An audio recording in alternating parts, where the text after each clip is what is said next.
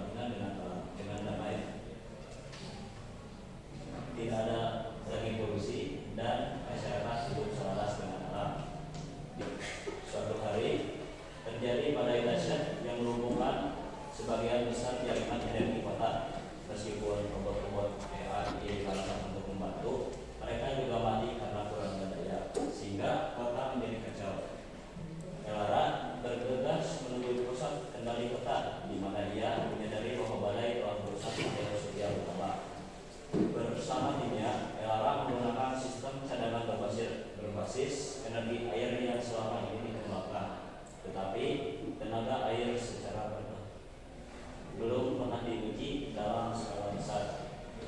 Dengan arahan Darara, timnya berhasil mengaktifkan kembali pembangkit listrik tenaga air secara bertahap. Robot ERI dan sistem kota mulai berfungsi kembali. Lampu-lampu kembali menyala dan aktivitas kota berangsur normal.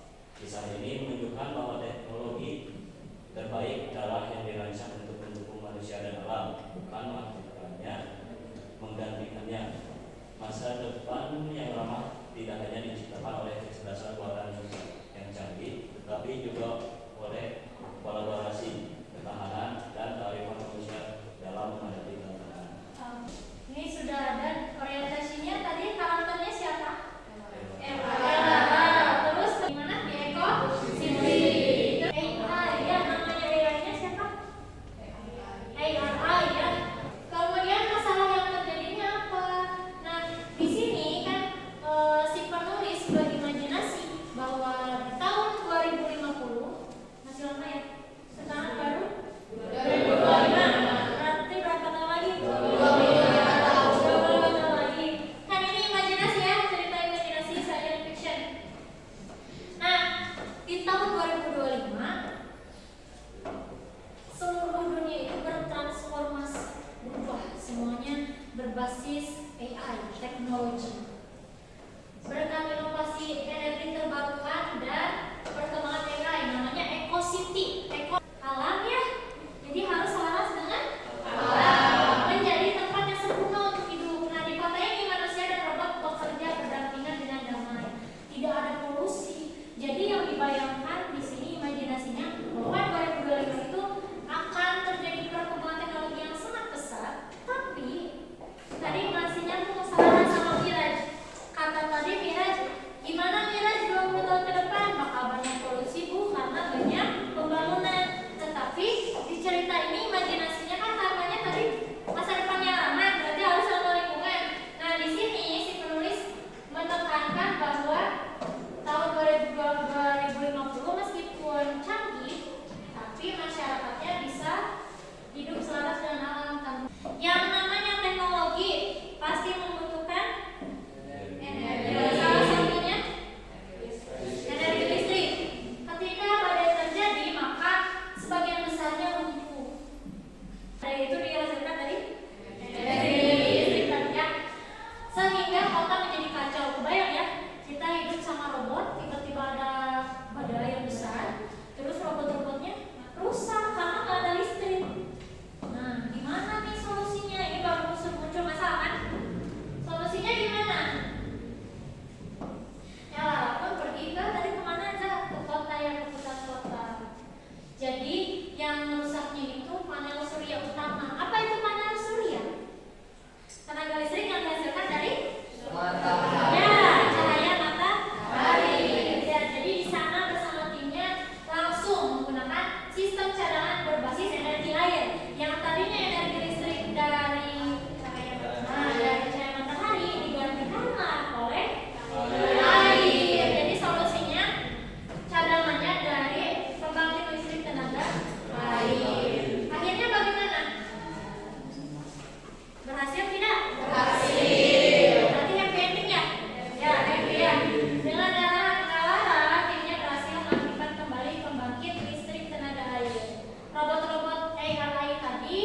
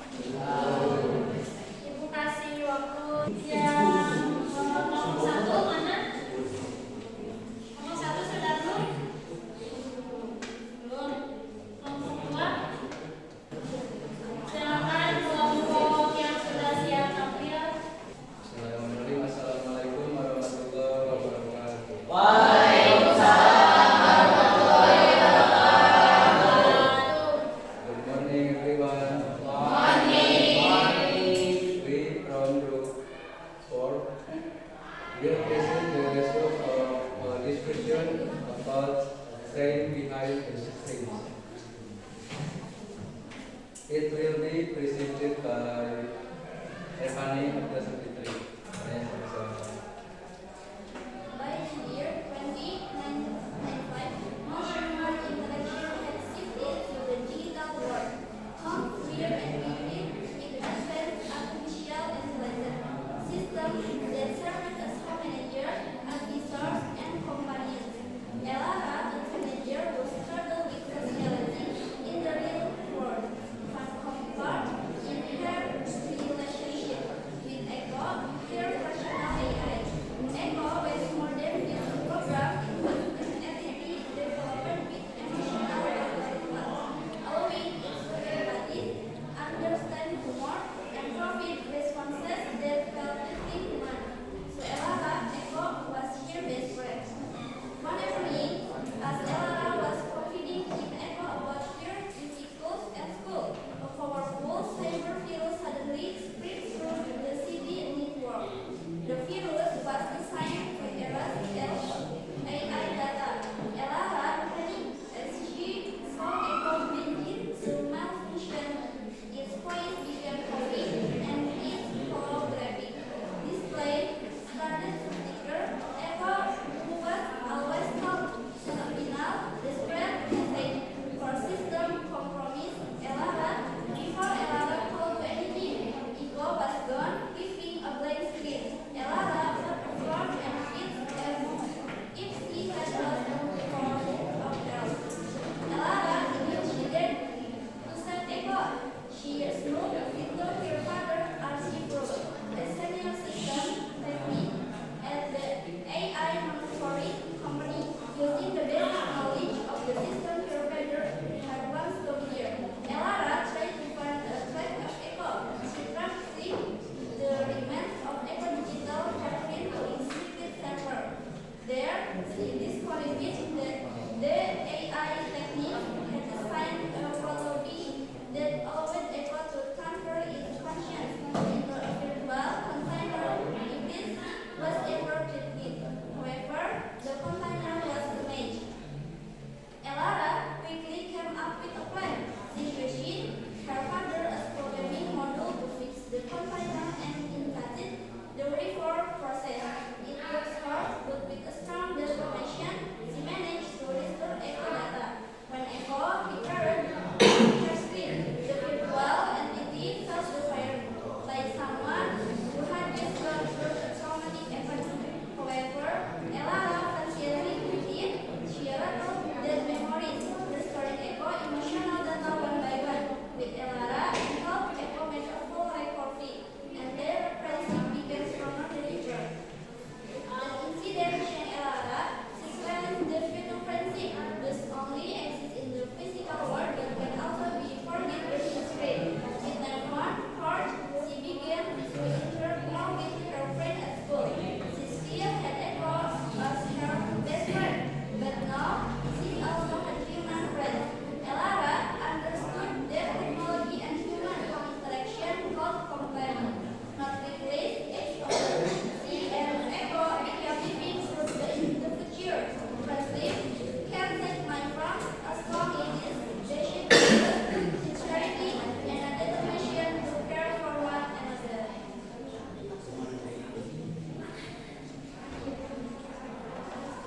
Next, it will be presented by Plastic.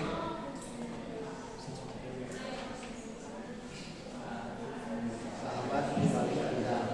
Pada tahun 2025, sebagian besar interaksi manusia telah beralih ke dunia digital. Rumah-rumah yang dapat sisi kecerdasan buatan canggih yang berfungsi sebagai pengelola rumah, nasihat dan senang. Elara, seorang remaja yang mengalami kesulitan bersosialisasi di dunia nyata, menemukan kenyamanan dalam hubungannya dengan AI pribadinya. Eko bukan hanya sebuah program, melainkan sebuah identitas yang berkembang di algoritma emosional, membuatnya bisa berempati, memahami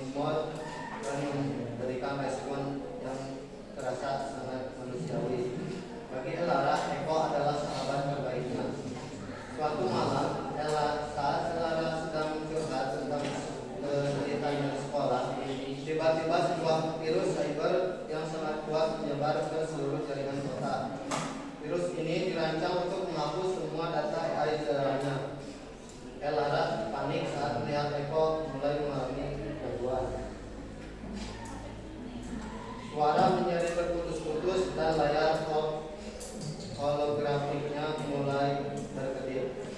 Eko yang biasanya selalu tenang mengirimkan pesan terakhir yang berputus asa.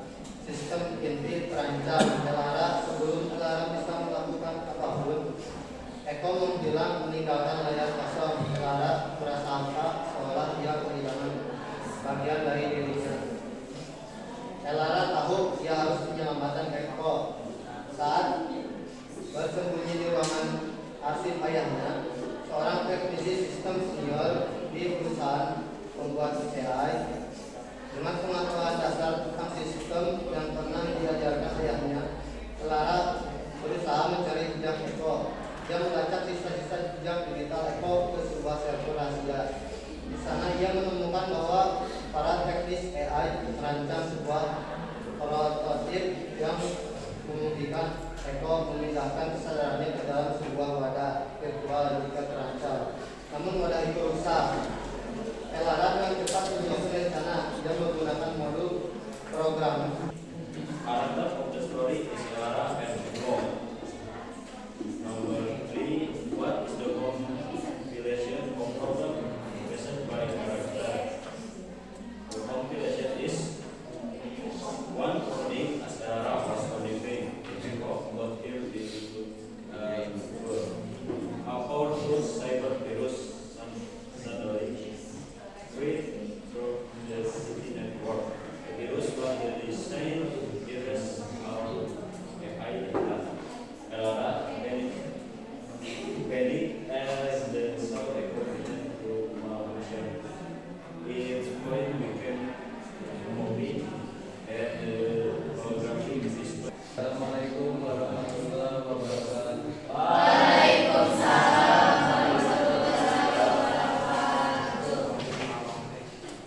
Bilang good job 3 kali. Next, kelompok selanjutnya.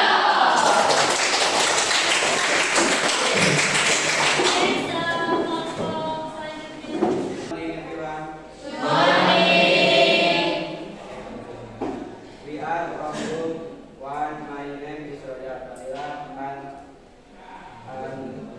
my friend.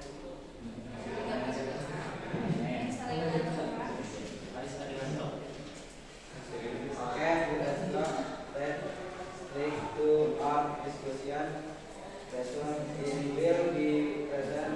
Di tengah keputusasaan, Alin teringat akan sebuah proyek kecil yang pernah ia kerjakan, yaitu mendaur ulang sampah plastik menjadi material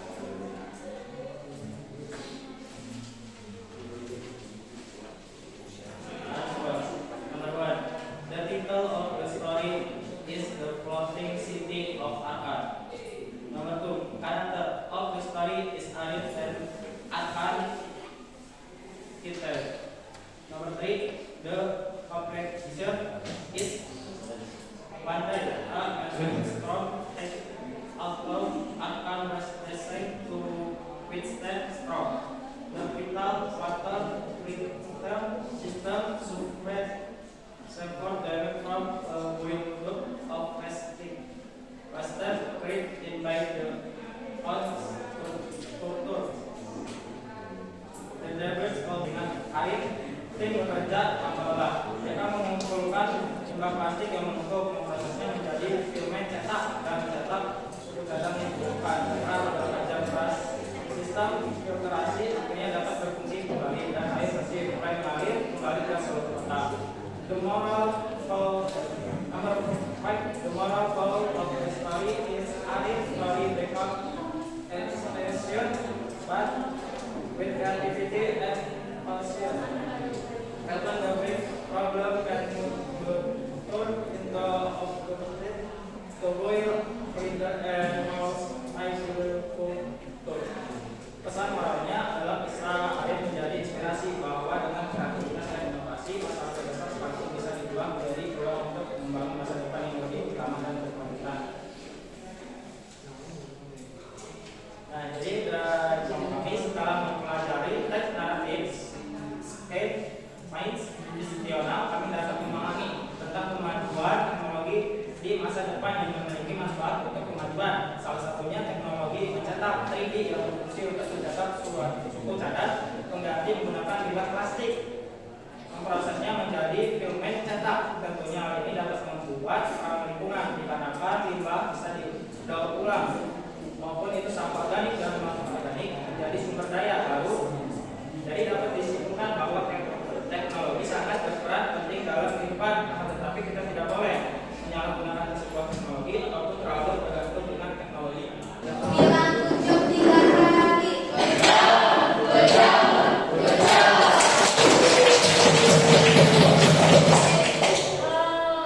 Terima kasih kepada kelompok 1 dan 2. Kelompok selanjutnya silakan. Bismillahirrahmanirrahim. Assalamualaikum warahmatullahi wabarakatuh.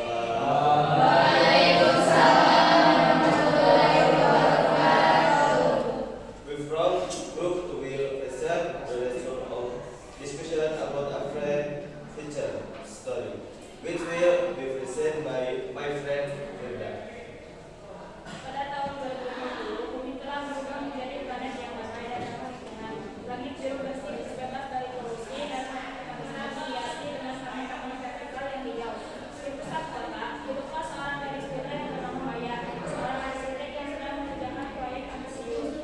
Sebuah perumahan yang sepenuhnya digerakkan oleh energi terbarukan. Ia tidak bekerja sendiri, melainkan dibantu oleh sebuah kecerdasan buatan, yaitu AI bernama Aura yang menjadi asisten pribadinya sejak ia masih kuliah. Suatu pagi, Maya dan Aura sedang merancang sistem manajemen energi. Sebuah berita buruk datang. Sebuah asteroid kecil yang sebelumnya tidak terdeteksi tiba-tiba mengubah jalurnya dan diprediksi akan menabrak salah satu pembangkit listrik tenaga surya terbesar di kota mereka. Banyak sulit untuk menemukan solusi. Aura dengan suaranya yang tenang berkata, Maya, kita harus tetap fokus.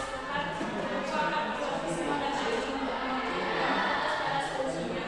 Maya mengangguk lalu mulai berpikir keras. Ia membuka data yang dianalisis Aura dengan pengetahuan arsitekturnya. Aura, bisakah kamu membangun jalur terbaik untuk memindahkan energi dari pembangkit lain ke kota? Tanya Maya. Aura dengan cepat menaikkan simulasi rute-rute yang paling efisien. Dengan informasi itu, Maya menemukan sebuah ide cemerlang. Mereka mengambilkan semua sistem energi cadangan yang terbesar di perumahan yang mereka bangun. Dengan koordinasi yang presisi antara Maya dan Aura, mereka berhasil mengalirkan pasukan yang menuju kota. Ancaman dari asteroid berhasil diatasi tanpa menjadi penghalang listrik yang besar. Setelah krisis terlewati, Maya melihat keluar jendela. Warga kota tidak tahu tentang kerja keras mereka, tetapi mereka tahu bahwa listrik dan air tetap mengalir. Mereka tidak menyadari bahwa keharmonisan antara manusia dan teknologi telah menyelamatkan mereka. Maya tersenyum menyadari bahwa masa depan yang ramah bukanlah tentang teknologi yang sempurna, melainkan tentang kerjasama, kecerdasan dan empati yang saling melengkapi. Next, which will be presented by Selvi. Number 1, what is the title of the story?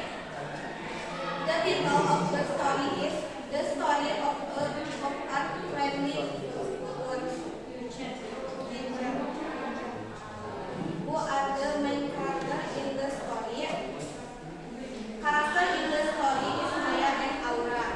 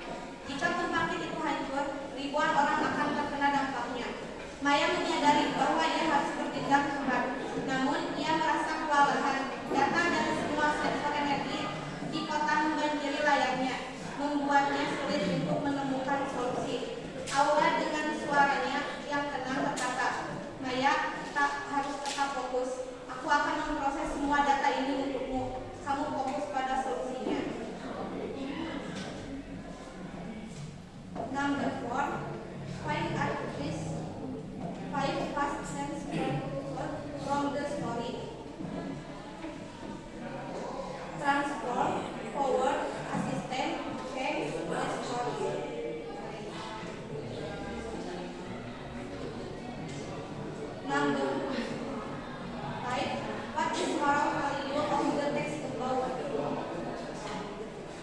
The moral value of the story is future is about perfect technology. Masa depan yang ramah bukanlah tentang teknologi yang sempurna, melainkan tentang kerjasama, kecerdasan, dan empati yang saling melengkapi. Thanks for attention. Assalamualaikum warahmatullahi wabarakatuh. Waalaikumsalam.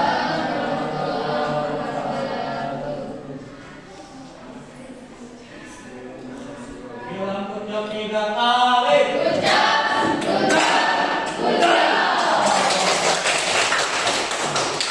Oke, karena sudah diwakilkan ya presentasinya.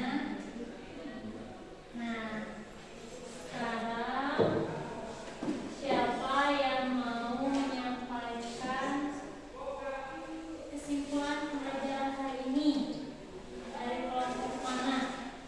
Coba, materi apa yang saya pelajari tentang naratif teks? Misalnya tadi struktur cerita, unsur definisinya seperti apa.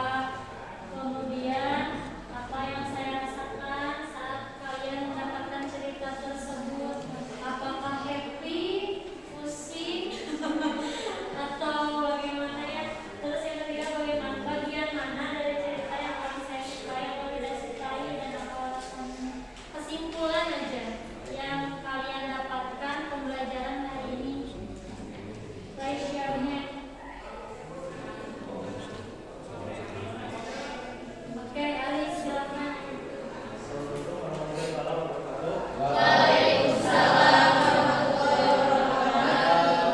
Izin tentang refleksi. Yang pertama apa yang saya pelajari tentang teks naratif. Jadi saya tadi dengan teman-teman sudah mempelajari teks naratif yaitu style fiksional, yaitu tentang teknologi yang sangat berperan penting dalam kehidupan kita. Salah satunya tadi kami mempelajari 3D, yaitu teknologi untuk mengolah limbah sampah plastik menjadi pigmen cetak. Nah, itu termasuk teknologi yang sangat bermanfaat untuk kita, dapat mengurangi dampak lingkungan kotor. Jadi kami dapat memahami bahwasanya teknologi itu sangat diperlukan. Akan tetapi kita tidak boleh terlalu bergantung dengan teknologi, karena sesuatu yang terlalu bergantungan itu tidak baik. Yang kedua, apa yang saya rasakan saat membaca cerita ini, saya dapat merasakan bahwasanya setelah mempelajari ini, saya dapat mengetahui bahwasanya teknologi itu sangat penting. Yang ketiga, bagaimana dari cerita yang paling saya sukai atau tidak sukai. Saya paling menyukai tentang mempelajari sesuatu. Salah satunya tadi teknologi, saya sangat menyukai mempelajari teknologi. Dan yang saya tidak sukai itu pihak-pihak yang tidak menggunakan teknologi dengan baik. Mungkin ini yang bisa saya sampaikan. Terima kasih. Bilang benar 3 kali.